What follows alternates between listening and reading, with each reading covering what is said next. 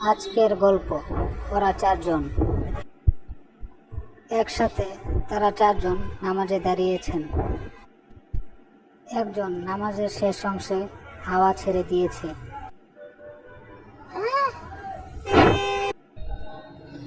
পাশের জন নামাজে থাকা অবস্থায় তাকে উঁচা দিয়ে বলল, আরে ভাই, আপনি তো হাওয়া ছেড়ে দিয়েছেন, এখন তো আপনার নামাজ ভেঙে গেছে।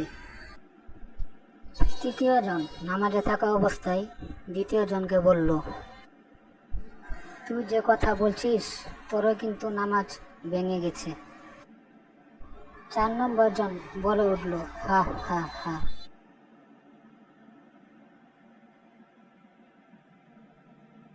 আমি জানি নামাজের কথা বললে নামাজ ভেঙে যায়, তাই আমি কোনো কথা বলবো না। ফলাফল, এতে সকলের নামাজই কিন্তু নষ্ট হয়ে গেছে। ইসলামী শিক্ষা না থাকায় এই অজ্ঞতা তৈরি হয়েছে। তারা জানেই না যে নামাজ কোনো কথা দ্বারা নষ্ট হয়ে যায়।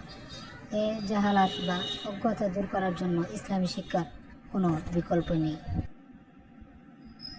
এইরকম আরও মজার কার্টুন গল্প পেতে আমাদের চ্যানেলটির সাথেই থাকুন।